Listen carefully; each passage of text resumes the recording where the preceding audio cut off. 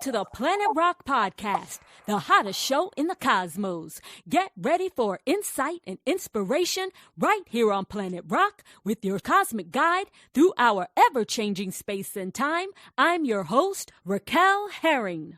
Hello, beautiful people. Welcome to PlanetRoq, where we talk about life, leadership, culture, community, and the truths people feel but don't always know how to say out loud. Today's conversation matters because local leadership affects real life, not in theory, not in headlines, in real life. It affects whether families can afford to stay in communities they help to build. It affects whether younger people have real support before they become another statistic. It affects whether seniors feel protected or forgotten.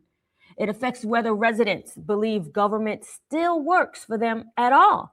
And in this time where we're talking about leadership, it matters most. And in a time when so many people are asking, these conversations are definitely worth having. Today's guest is Councilman Reggie Leon, a lifelong resident of Miami Gardens who was first elected in 2018. His public biography reflects a background shaped by a single-parent household, more than 20 years with UPS, including service on its Florida district management team, and community work spanning mentoring, housing, youth sports, and city leadership. The city also credits him with helping local practical efforts. He led the practical efforts like COVID-19 testing and vaccination access, park revitalization, and establishing an East Side trolley route. Okay. Welcome to the show, Reggie Leon. How are you? I'm awesome. How are you? Fantastic. Thank you for coming on to chat with us a little bit. Let's start with you first. You were born, raised, and educated in Miami Gardens. What does it mean to serve a city that you were actually raised in? It's an amazing feeling, right? As a kid, you grow up and you see things. You know, I was a member of the NAACP Youth Council, student government in high school. So I credit that raising me here and teaching me at an early age to give back to our community. So with my mom, she was very engaged. She was the first Black teacher to integrate students from Miami Gardens, back then called Opelika / Carroll City, to Hialeah Miami Lakes. And so her civic engagement inspired our civic engagement. So it's an amazing thing to do. Okay. And you were raised in a single parent household, and your bio talks about learning the value of hard work, education, community, and service early.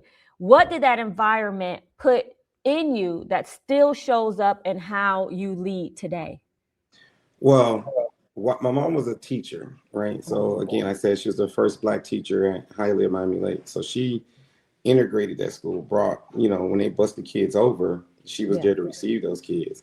So watching what she did for those students, but also did for us at home, teaching us the value of making sure we get an education. She went to college. My grandmother was a housekeeper on Miami Beach, and that family paid for my mother to actually go to college. Oh, wow. Right? So they paid for all of my grandmother's kids to go to college. My mom picked cotton while she was at college to pay for her school clothes and, for her to be able to pledge. And she subsequently became Miss Tennessee State, just from doing that. But the values that she taught us along the way was irreplaceable, something that I teach my kids, my girls now. The importance of community. Like you said in your intro, local politics matters, right? You decide, the people in Washington, D.C., we see them, but they don't decide who picks up our trash. They don't understand our local taxes. Here, they're knocking on your door when they have an issue. We have a face that you can come to that will address your traffic situations, your people speeding in your neighborhood, your kids going to school. Those things that you see right away that impact your life directly. So, she taught us that at an early age. Wow, that's interesting. And you said picked cotton to. Well, I love that the family your grandmother worked for paid for all your mom's kids to go to school. I mean, what a blessing. You don't hear that often. My goodness. No, I not at know all. my mom still has the card that my grandmother worked on Miami Beach. And she had to have a card just to prove she was over there. She's supposed to be over there, and you better be out of there at nighttime. So that's during the time that, your grandma grew up in, and some of that your mom grew up in, because my dad had a card too. Very interesting. And picking cotton. Now, that wasn't that long ago. No, I mean, and she actually picked cotton to, again, we were free, but she picked cotton to pay her own way, Yeah. to buy her school clothes Sure. and things like that. So that was, pretty dope. And then she instilled those things right back in us. I posted my grandmother's card. So you just Oh, mentioned it. wow. So I'm actually strolling through social media right now to find that. And that's normally a big hit. I always post that one during Okay. Black History Month. You're talking about the card that looks like this. Yes. Yeah. So this is what our people had to carry. And this was like in 1953 in order to be able to get on the beach. So, yeah. And that's not that long ago. And I think sometimes when people hear like 1953, they think, oh, that's so long ago. But when you start becoming an adult, and then you start seeing how years move, that's not that long ago. My goodness. No, Well, and then to fast forward, and our family was able to purchase homes in, now we call Miami Gardens, right? My grandmother purchased her home for $20,000 on 151st Street. My mom purchased her home on 191st Street for $40,000. Now the value of that house is almost $700,000. So just the foresight that they had, what Miami Gardens has become is amazing. Yes, the foresight of what it has now become, but knowing to establish yourself there. Well, the future, it increases. You hope. Yeah. So being a part of that area, there's a difference between someone who knows a community on paper and someone who actually has lived its pressures, its pride, and the possibilities, right? How has being from Miami Gardens shaped the way you hear people's concerns? Because I'm able to live those same concerns, right? So like I tell residents when they come in with different issues, we're not being bussed in, or we're not driving down the turnpike. We see the same speeding you see. We see the same issues you see. We're experiencing that. We're right here in the paint. And so there's a different way to handle that. For one time on the council, I was the only person with kids that were in our school system. So understanding what our kids are going through, because as a parent, I was dealing with that. As a parent, when we had speeding issues on our block, waiting for my daughter to come home, walking from the bus stop, as opposed to the cars doing 100 miles an hour, trying to make sure she got home safe. That was a real concern that not only the neighbors talked about, but that I was experiencing. So it gives you that extra to go out and get those problems resolved, because you're affected by the same problem. And to get them resolved is amazing, because you accomplish something that that was a real problem, and it affect the quality of life. I can totally imagine. It's a victory that's accomplished. It's now safer in the neighborhood, in the area.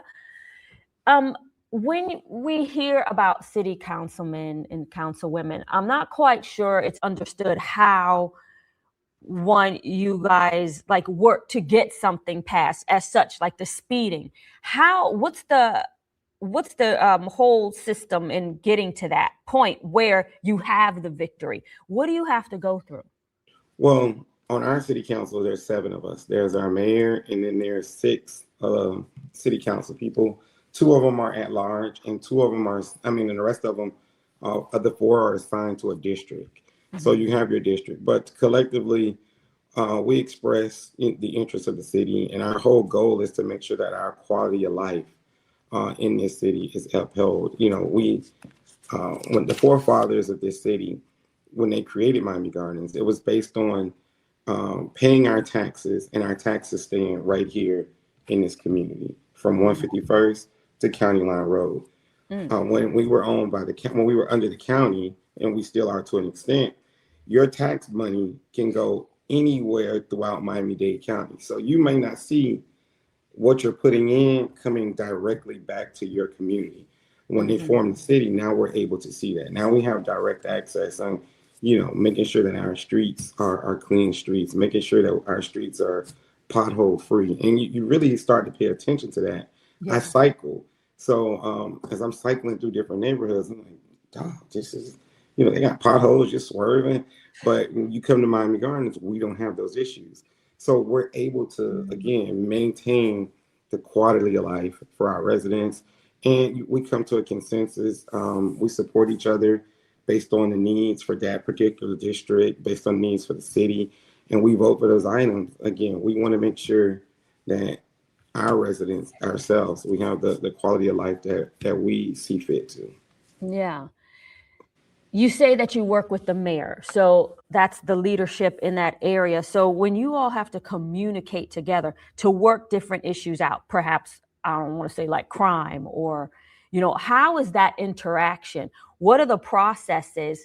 I know I asked that probably a little bit before, because sometimes, some communities, and I hear what you say when you're Dade County, and now you guys are like, Miami Gardens is its own city, so you're still kind of having to work that, you still have to do the communication to work it out with Dade County, and how does all that like transpire?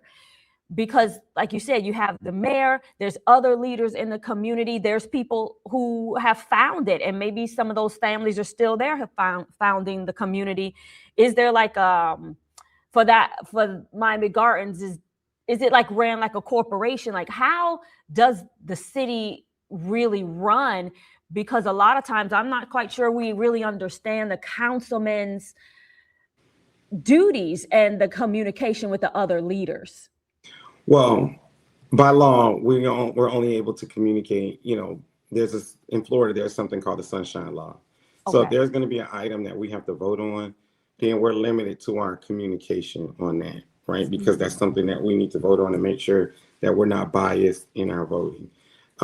Any other issues we're able to address during council meeting in public forums, right? So we're able to have these conversations in public. We don't do anything behind closed doors, and we address those concerns. We partner with all different organizations. So if we have an issue, in my meetings, I kind of teach a civics lesson, right? So I let the residents know who's responsible for mail, right? That's federal government. So that's your congresswoman. I let them know that our traffic lights are responsible for Miami-Dade County. They handle traffic lights, traffic signs. So I break things down so that we can put it in the right box to get their issues addressed. Mm-hmm. So when it comes to crime, for instance, we'll look at crime. We'll see where our numbers are.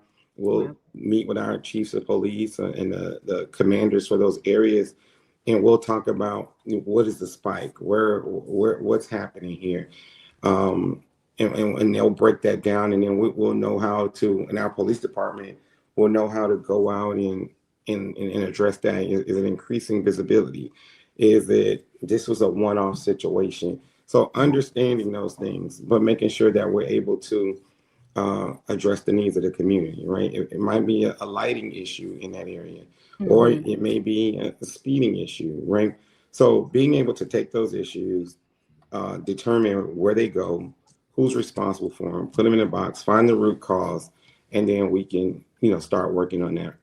Mm-hmm.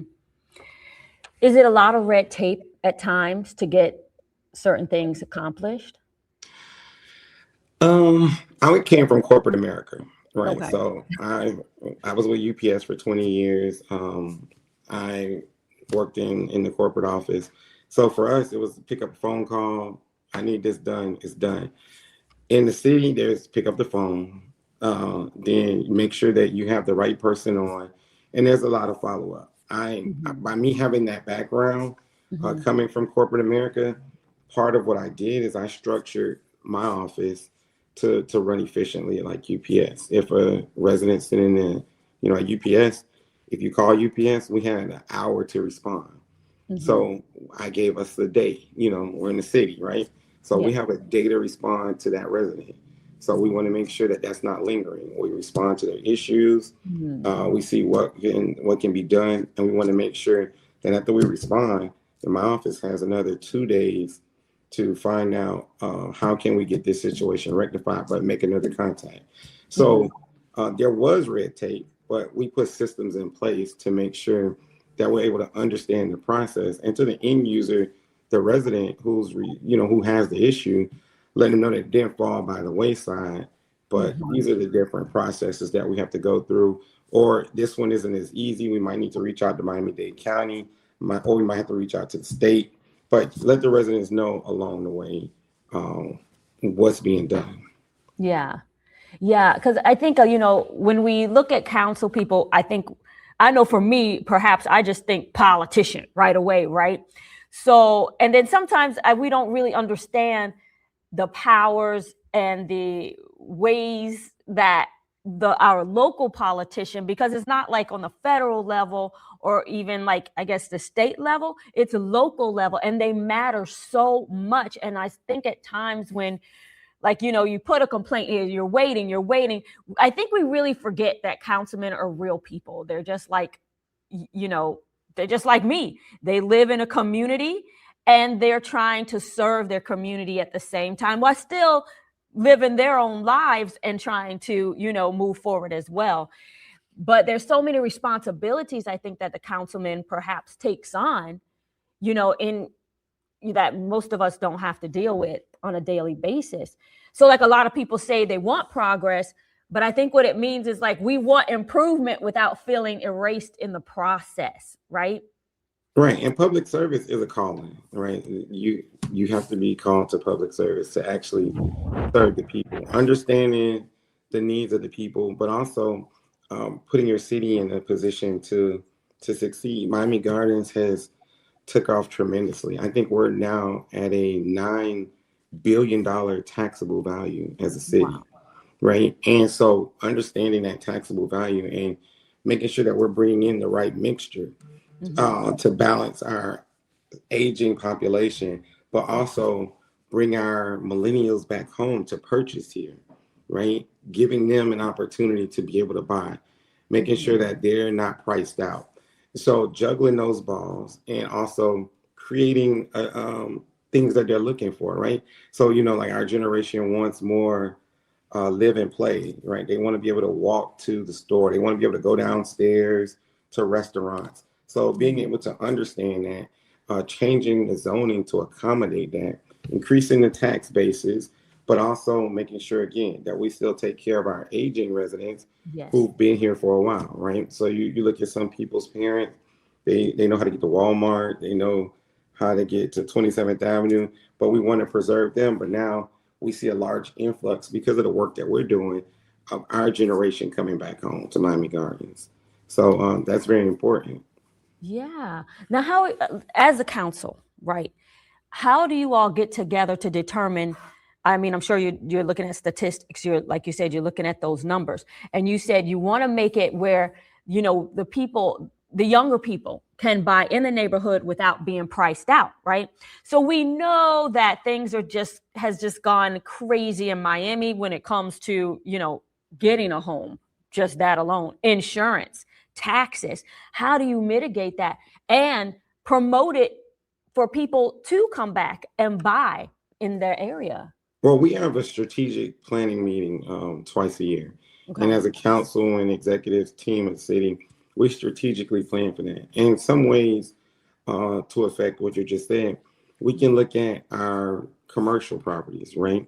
So we can attract more commercial in the commercial areas so that the commercial properties take on more of the tax burden, right? Mm. So they end up paying more taxes. So that means on the residential side, we can kind of balance out what the residents are paying in taxes because we have a firm, strong commercial side, right? So you'll see places like Doral, Hialeah that have heavy industrial areas because they're able to those companies are going to pay more in taxes, right? So that helps stabilize what the homeowners are going to pay, So being strategic on actually going out to recruit businesses. Hey, if you guys ever looked at Miami Gardens, we're right here off the 826, I-95, Turnpike, 441.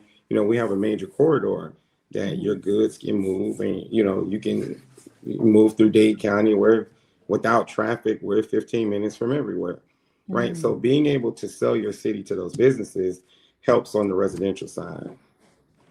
That's a good point, because a lot of times you see so many new developments going up, so many different businesses going up. So now I even understand that a little better, because I kind of thought that's probably how it worked, but I wasn't certain because I didn't go research and try to find it out, right? But I kind of felt like, you're involved with those businesses, you're involved with those developers, and like you say, selling the city to say, hey, you can come here, this is a great place, let me show you all the reasons why. And I like that, moving the goods, because that's a big deal that you're able to be close to the highways, but far enough away, to be in a place that's going to be beautified and that's going to look nice as well. Yeah. And when you really get into urban development, you start to understand that, and it helps you come up with a solid strategic plan to continue to build your city. Interesting. I like it. Now, a lot of people are asking whether we can still trust government at any level, right? What does trust in local government look like in real life?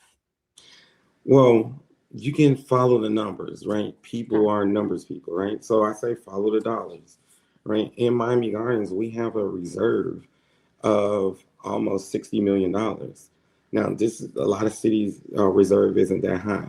So when you follow the numbers and you see what's happening in your city, I'm a person, I believe in touch, taste, smell, right? You want tangible things. So when you come outside and you see that your streets are clean, when you come outside and you see that your roads are smooth, when you see beautification in your neighborhood, when you see active police cars patrolling your neighborhoods, right? When you see public works throughout your community, you see your dollars at work, right? So those are things that you can actually come outside and notice a difference. Like, oh man, these streets, these lights are so bright over here.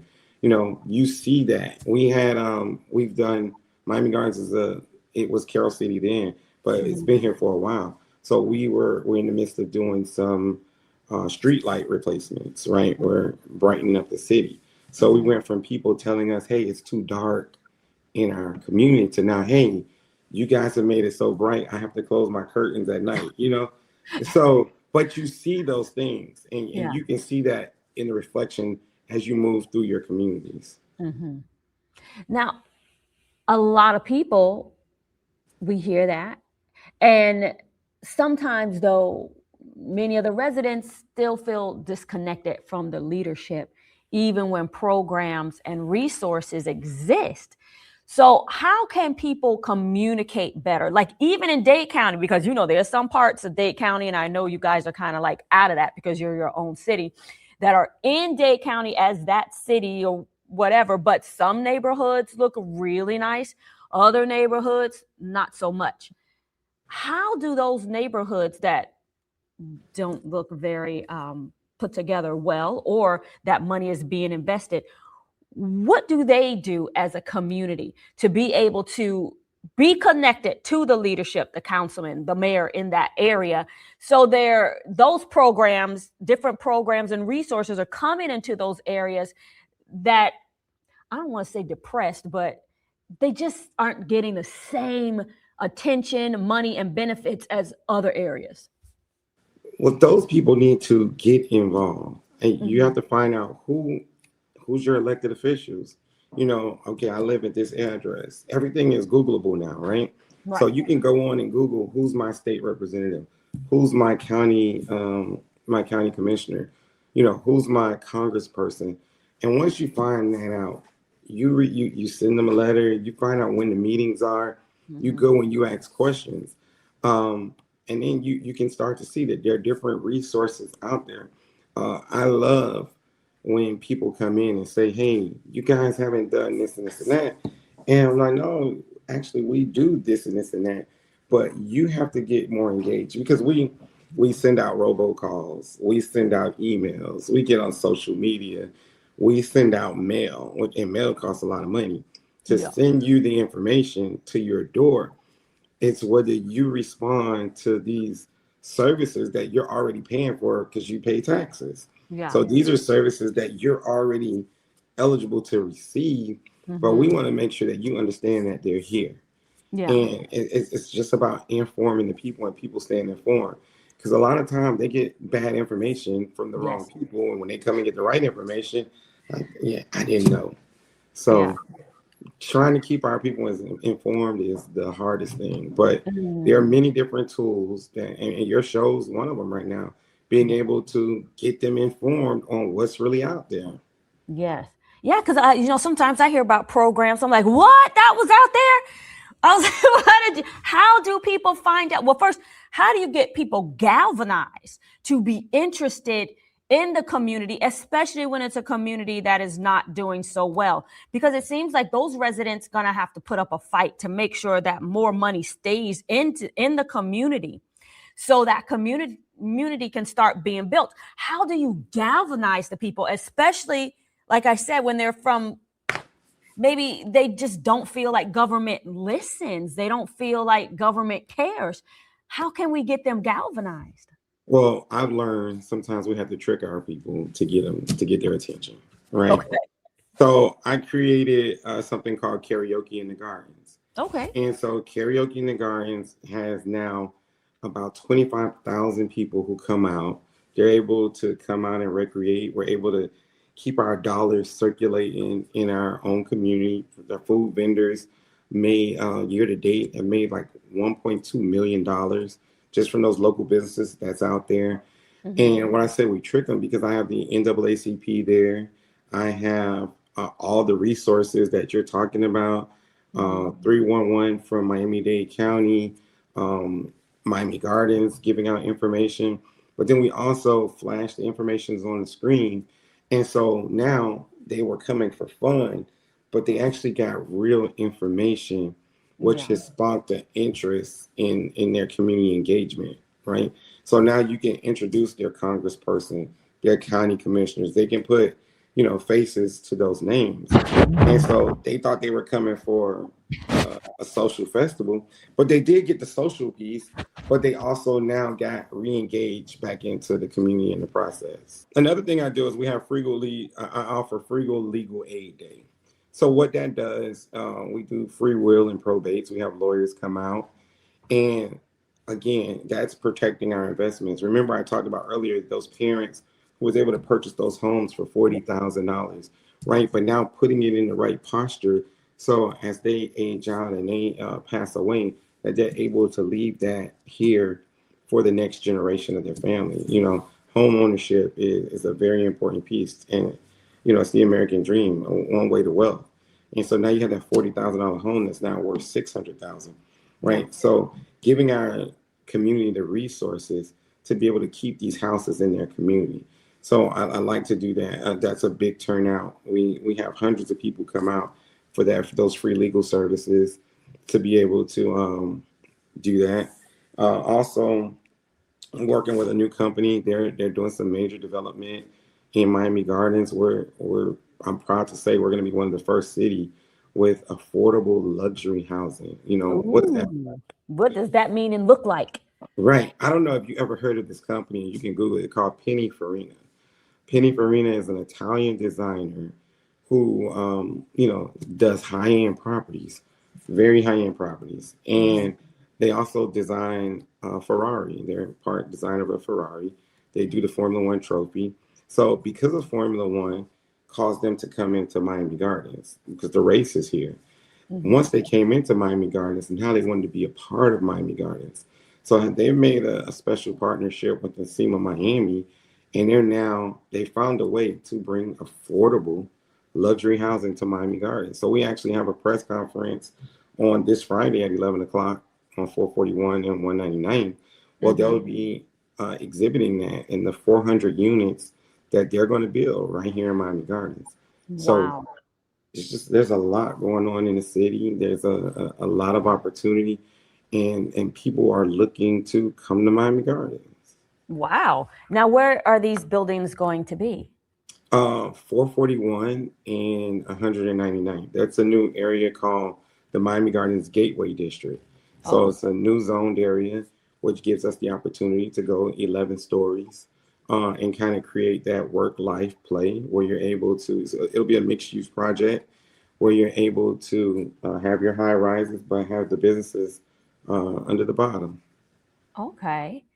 And how are people going to qualify? Like, who are the people? Are these people within the city? There's people from surrounding cities that you're encouraging to come and possibly live here? Is it people from out of town? How is it serving the community of people? Or Well, of course, there's a special number of units that are assigned to people in Miami Gardens who are interested in purchasing. And so they do have, those companies are offering home ownership programs to help them get in the door. So again, it's still open to anybody, but there are a set number of percentage that goes to Miami Gardens residents to get the first right of refusal. okay. Yeah. And I'm sure everybody's going to know about it because everybody will see it there. So is this based on income? What is the ownership opportunities based on? There will be some income components. There will be, workforce housing. So they want to make sure that, for our teachers, our firefighters, people that are in that workforce, giving them the opportunity to own one of these units is the first priority. I like that because it feels like, it's growing without making people who have been there for a long time or who have built that area feel like they no longer belong. So I like that idea. And then and then you have some of our senior citizens who no longer need that 4 or 5 bedroom house, right? They have an empty nest, but they understand this community. They understand where Publix is. They understand where Walmart is. They have their routes that they run on a daily basis. So now you give them an opportunity to downsize, but still be a part of the community that they've known for 50, 60 years. Wow. So when residents talk to you about housing pressure, what are you hearing most from them right now? The support that they need. And we look at a lot of things that are going on. So we have some funding that when Formula One came to the city, it gives the city money, to help the city out. So we will repurpose some of that money to go toward helping residents with roofs, helping residents, upgrade their homes. They have to fill out the application with the city, and we're navigating that space, helping them move forward. So we're using those dollars, and which are essentially money that, like I said, F1 is giving us. They're not taxpayer dollars, but we're using those dollars to continue to put back into our city, into our residents, right, to help them with those needs. I like that. Yeah, and this helps protect your longtime residents from being pushed out by rising costs and changing conditions, for sure. Where can people find these programs? Is it just in certain cities, maybe certain places, or is it the same for every city that this is where you can find programs? Where can they go to find out what's going on, what's being offered, how to get involved? I think you need to, whatever city you're interested in looking at, check their websites, reach out to their city manager's office, reach out to their civic engagements office to see what are the programs that where you live, these particular cities have for you. And you'll be shocked to see that there's so many different programs that cities have. Sometimes some people are deterred because some of the money is grant money and they ask you a lot of questions. But again, it's free money and you have to answer their questions to get their money, right? Yes. So people get deterred from it, but like we tell them, hey, look, the money is available. Yeah. You're more than welcome to it. But this is the stipulations. You have to answer their questions to get the money. And so, those are grants. Grants have to be, the paperwork has to be done correctly so that, there are no violations on the city side. But being able to walk them through, providing our seniors with computers so that they can do what they need to do to get these questions answered so that they can, get new windows, they can put a new roof, they can get a new driveway, or maybe get a new air conditioning. Those small things go a very long way. Yeah, absolutely. Yeah, it really matters with seniors too, because I think a lot of times, and I really wanted to get somewhat into that because we talk about, the younger generation, but the seniors built this area, right? And a lot of times, maybe we don't loudly talk about what we are doing to help them because they're still under pressure from rising taxes, repairs. When they were working, they're not working anymore. They may be, under a fixed income, and the cost of staying in one place. Now things are really growing around that area. What should cities do better for their seniors?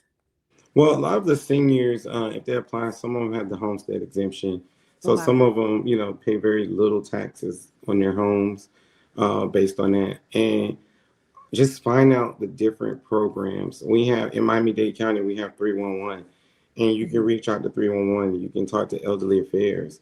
And you can see some of the different programs. There are programs that actually pay your light bill every couple of months, or you can get groceries, you can get meals delivered to you.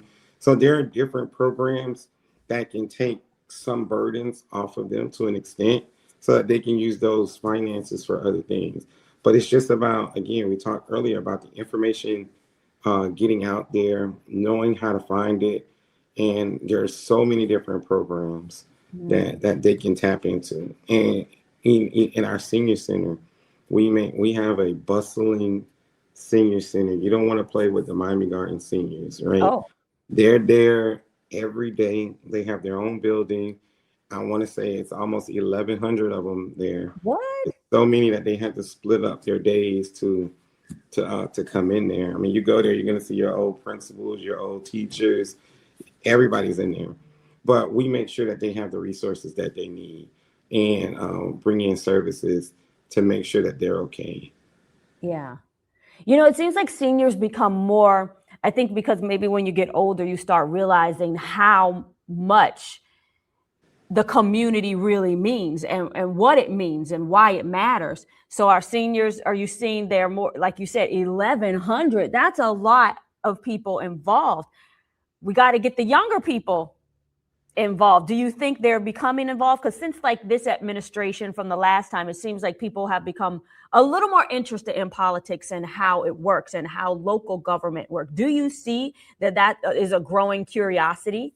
Yeah, it's so funny. Like I'll post something about the senior center, and people start reaching out. Hey, I need to get my mom over there, and so the roles are reversed. Like we're taking care of our parents now, right? So now they're coming over to sign their moms up. They're getting their parents actively engaged, and by them getting their parents engaged, they become engaged. So, and again, these are services that they've paid for all their life with their taxes, right? So now they're reaping the benefits of this building, this location that they can come to. And some of them just need support, right? They've lost their widows, they lost their wives, they lost their husbands, and they're being supported by other seniors. I'm telling you, they're from the times the gates open to the times the gate closed. Our seniors are there enjoying themselves. People are calling every day. I have to go there tomorrow. Miss Scott's birthday. And you remember how you were planning a birthday party, or your parents were planning a birthday party for you at your school? So now the kids are planning birthday parties for their parents at the senior center. So it's an amazing thing. I love it. I love it. So the housing, let's go back to that. Well, first I want to say 311 is where you can find information on the programs that are going on. As far as grants, how do people find the grants? Again, you reach out to your city manager's office, whatever cities you're in. Check those websites out. Check with your senators, your state reps. There's so many different grants throughout Florida. Okay. And Some of you are very fortunate because you live in the city, so you can apply for whatever the city has. You live in the county, so you have access to the county, and then you still have access to the state, and then you have access to the federal government. So there are 4 different funding sources on the 4 different branches of government that you can tap into. But it's just, we got to be able to research that stuff to see what your need is and what fits you and your situation. Now, how does that work with seniors? A lot of times, I know you spoke about the computers, making sure that they have computers to use. Is there someone that helps with that? Is there someone that helps to write the grants? Because, I mean, people have gotten older. People younger may not really know how to apply for the grants. How do you get that education out there? Because you say the money's there, but how are we going to get the money if we don't know how to get the money? So they're different things. Like in Miami Gardens, we have computer classes for our seniors, right? Okay. So our seniors are able to come in there. They're able to get on the computer. We have an instructor there, work with them on that. But when it comes to those different grants, what we do is if there's a person that's in need of assistance, then we have them come to City Hall. Someone will help them, legally. They'll sign some documentation that they can help them and, guide them on how to submit their information and things like that. So a lot of cities offer those different services to the seniors who are not so tech savvy, right? To be able to assist them with applying for these grants and programs that are out there. And again, like 311 is Miami-Dade County as a whole. So you'll get a full scope on what's out there. I mean, you can ask 311 almost anything and they'll direct you in the right area. Oh, wow. Mm-hmm. So it's like you call 311 and say, are there any programs for new windows or, roof repair or a new roof? They'll be able to direct you to the proper department. Correct. Okay. All right. Yeah. That sounds easy enough. But we need to know how to write those grants. Okay. But we don't write the grants. We got the grant writers that write the grant. You got to worry about how to receive the money. That's right. So you need to know how to receive the money. So you're not going to write the grant. You want to receive the money. Receive the money. So we got to fill out. So we got to fill out the right information. If they ask for your birth certificate or how much money is in your current bank account, you're asking for that grant. So you have to give them the right information so that they can make sure you get approved. Yeah. Okay. The right information so they can make sure you get approved. Yes, we hear it. All right. So we talked about the housing. We talked about elderly. We talked about bringing younger people back into the community to buy homes, buy apartments, the affordable luxury apartments, right? Another issue we care about is safety. But what do you do, especially, trying to mitigate that before it shows up? Well, we have so much technology, right? So we know what our hotspots are. We know what our problem areas are, and you're able to fight crime differently, right? So you understand what's going on in the city. You understand that this particular area has a vehicle break-in problem. A lot of times we see now cars are being stolen, but the car is being stolen because it's a crime of opportunity, right? It's because people are leaving their new keyless fobs in their cars, right? And you see this happening all the time. So it's about making our people aware, right? So in some communities, people just ride through it late at night. And, for some cars, if your car isn't locked, your mirrors stay out. These are the tricks that they learn. But if your car is locked, your mirror goes in, right? So they especially look for cars with the mirrors out because they understand that with the new technology, that those vehicles are open, right? And so now you have that particular car either broke into or potentially stolen because they left the key fob in the cup holder, right? So it's about educating our people, looking at the trends, right? We get a crime report every month, and we understand what the trends are and what's happening in the community. We also have different units that target different things. So understanding those reports, it allows you to move your resources accordingly and also keep the community informed. Yeah. Interesting. I never thought about that. You got to learn how they think. Okay. So make sure you lock your cars, take the key fob out. Again, I didn't know until they taught me that the mirrors are open, right? So that means the car's unlocked. And I paid attention to my car, right? When the mirror is out, my car's unlocked. When the mirrors are closed, the car's locked. So people pay attention to that. They do. I hear you, because I'll tell you, I left my car unlocked the whole weekend. And the keys were in the car. See, you understand exactly what I'm talking about. I never did that before. And I'm like, what in the world got into me? Thank God we're in a place where, well, I don't know if they're driving around because I'm not up that late trying to figure it out. But thank God the car was safe. This was the whole weekend from Friday night all the way till Monday. It was just unlocked the whole time with the keys in there. Lord, thank you, Jesus, for looking out. Let's talk about your mentorship and youth serving spaces. I would like to discuss that with you. Mentorship is very important to me, right? I grew up in a single parent home. So being able to find men in the community to model myself after to become the man that I am today, that played a major role. So I make sure that I continue to give back. I also started a camp because I know in the summer, kids have nothing to do. Right. And so I started a night camp because I knew that good kids end up getting into the darndest things while they're out of school at night during the summer. And so this night camp is dusk to dawn night camp. It's from 6 to about 10 o'clock at night. We give the kids a safe place to be. We have judges that look like us, lawyers, doctors. People come in and talk to them. They go on field trips. They have cooking classes. We have food trucks to come out and cook for them. They cook with them alongside. They have swimming lessons. But these kids leave a day camp and come to the night camp, and the parents talk about how tired they are. And they also, we teach them entrepreneurship skills. So they have podcasts there. They have, for those who are interested in becoming fashion designers, they're working on their brands. Rolling Loud was a sponsor. The kids have a fashion show, the clothes that they make at the end of the camp.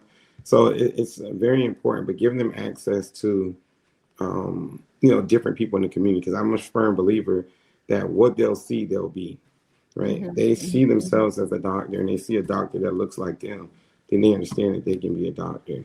If they see a judge that looks just like them, they understand that it's not far-fetched. They could become a judge. Right. So giving back to, with all the work that we're doing, we have to balance our seniors. We have to balance our generation. We have to balance the generation under us. And we have to make sure that we're giving our kids something to look forward to. Absolutely.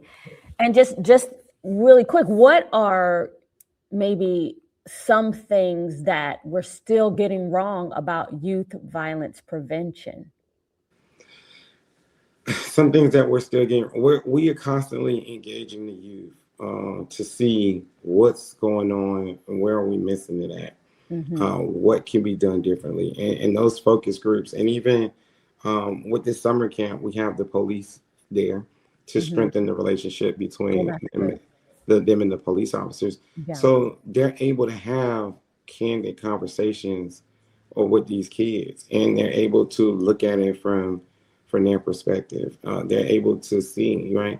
One thing that our kids are going through is you got kids now who are gambling, right? Because gambling is on an app. So they are at 15 and 16, they're at school making bets, and then they're coming in wearing Louis Vuitton shoes.